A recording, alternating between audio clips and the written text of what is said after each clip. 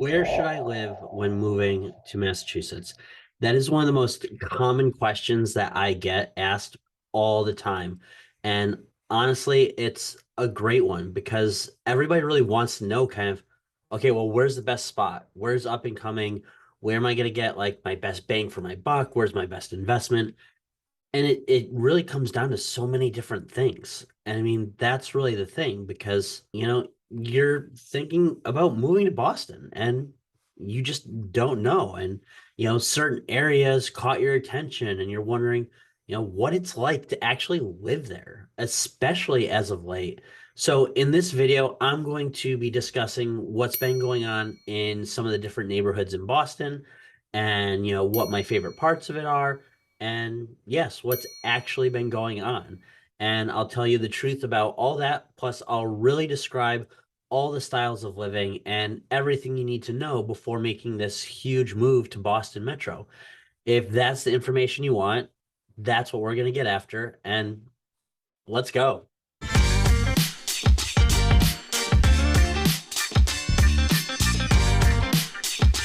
So if you're relocating to Boston,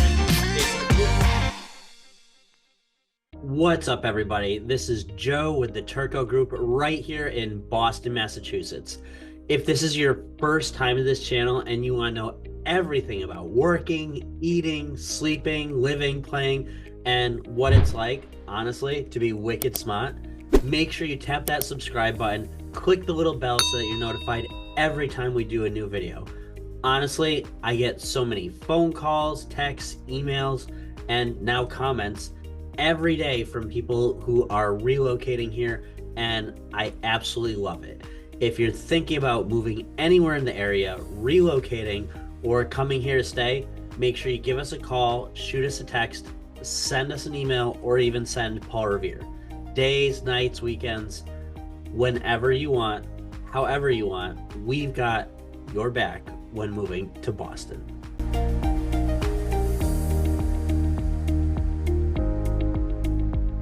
Okay, so let's get right into it. You're thinking about moving here and you're like, oh my God, like I don't know where to go. I don't know where to start. Everything I look at is expensive. And you have all these people telling you all these crazy different things and you don't know who to believe, what to believe, or what is going on. And you really just want to know, where should I live when I'm moving to Boston? So it's really going to depend. It's going to depend on your type of lifestyle, what type of amenities you want, whether you're going to have a car or you're going to be the person that just relies on public transportation. What I'm going to do is I'm going to give you just a couple suggestions.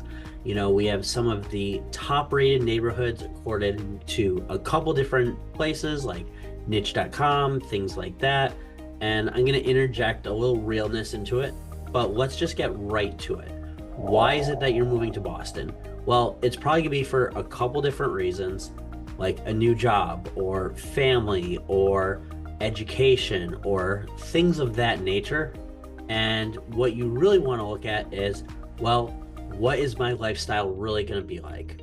So, short story, when I first moved here, I just didn't know where to go. I was like, I really want to have fun.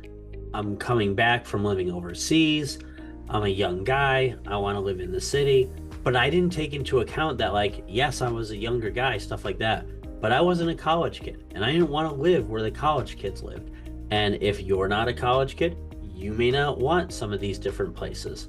So it's going back to that, like, you have to, like, have that conversation and know, like, what is it that you really like? What is it that you really enjoy? And if it's where you don't want like dirty pool halls and like sticky floors and like late night stuff, okay, well, Southie might not be the best for you. And if you just absolutely hate having to, take a car pretty much everywhere, well then, other parts of town aren't gonna be great either, because even though they're in town, they're pretty remote. But let's kind of get to it and kind of jump into a couple of the different places. We're going to start with just a couple and go one by one through them. We've also made some videos that you should check out about some of these areas. So go to the channel, go look at some of the playlists. There are more in-depth videos about most of these places, and the ones that we don't have yet, well, you guessed it, they're coming soon. So first off, let's talk about East Boston. Great place, lots of up and coming. It's starting to see a revival. So the great thing about East Boston too is you got a lot of great food places, you got a lot of breweries, you have a lot of young people, and it's coming in at like affordable prices. And it's a good mix of young and old. So it's one of the ones that I would say you definitely need to check out.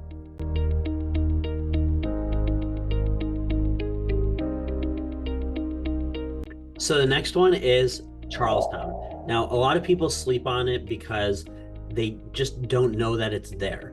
The one thing I will tell you is if you have a car, make sure you get a garage there or that you get bumper guards, because the parking around Charlestown is notoriously bad and people will, you know, hit your fender trying to parallel park because they're just terrible.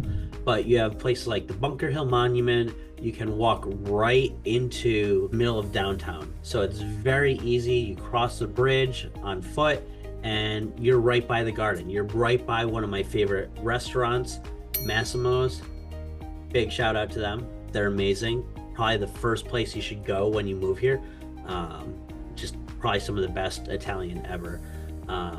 Make sure that you're sitting in the downstairs area though. It's phenomenal. You'll love it. Tell them that I sent you. You will get special treatment. That is a fact. But going back to Charlestown, it is just gorgeous. It's right by the water. You have all of these just different cool amenities that are right in town. And honestly, it's kind of one of the hipper, lesser known places, and you should definitely check it out. And there's a ton of pride in that area.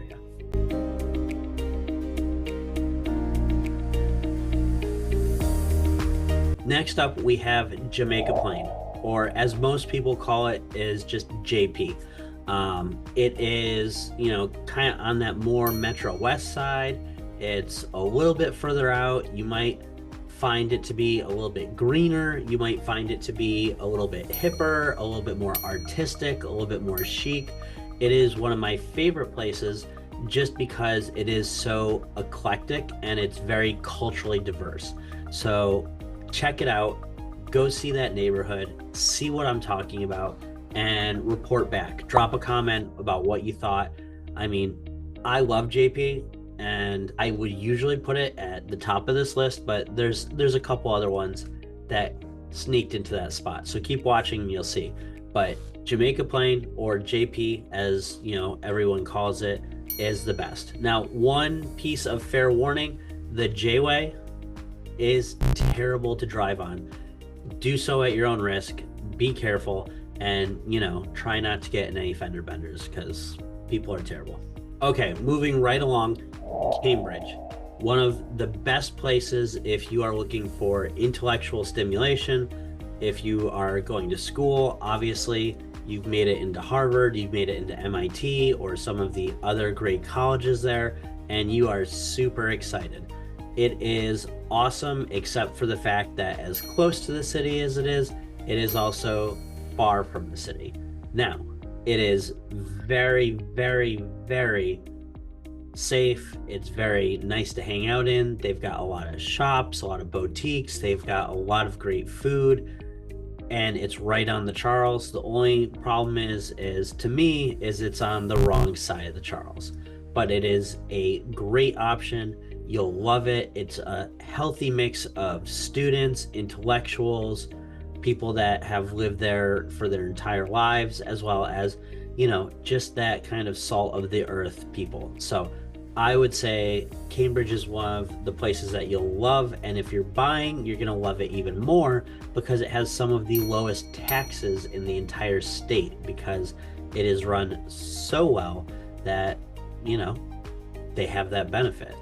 So if you want to live close to the city and not get destroyed by taxes, like who does, it is one of the perfect spots for you. So check it out. All right, so let's keep it moving. And, you know, if you've ever watched Good Will Hunting, if you've ever watched any number of movies, you know they're always talking about South Boston, also known as Southie. Now, big thing, not to be confused with the South End, completely different place. But what makes Southie great? Well, other than the fact that you have to take the bus everywhere and parking is atrocious and there is no T-line. Wait, no. Yeah, those are bad things.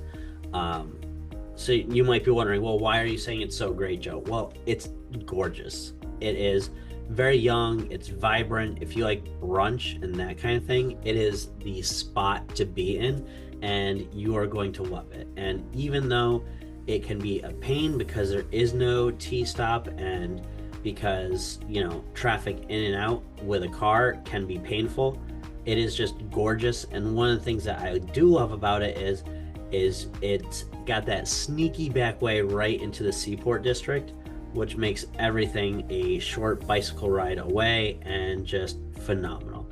So check it out. It's a great neighborhood, especially if you're young. Okay, so let's round this out with our last one, and that's going to be just outside of Boston, right next to Cambridge. That's one of my favorites, Somerville. Most of the time, nobody that's not from here can say it correctly. It is sounding like summer. Don't say summer. Somerville is phenomenal. It's up and coming. It's got a lot of youth there. It's got a lot of great restaurants. It's got a lot of small business, and it's centrally located. You also in Somerville have what's called Assembly Row. And yes, we did do a video on Assembly Row, so check it out. Here's the thing. It's phenomenal. It's awesome. It's young. It's hip. It's got all of the great things. It's basically one of the hottest places in the city that, you know, most people do know about, I'll be honest, but a lot of people are sleeping on. So that's definitely where I would be choosing if I had to do it again. All right, guys, so here's the thing. Those are all of the different neighborhoods that you might want to consider when you're looking at Boston and saying, okay, where is it that I need to live? What is it that I want? And where am I going to end up? And here's the thing too. We can help you with all of that. So if you don't want to drop a comment, that's okay. The information is there.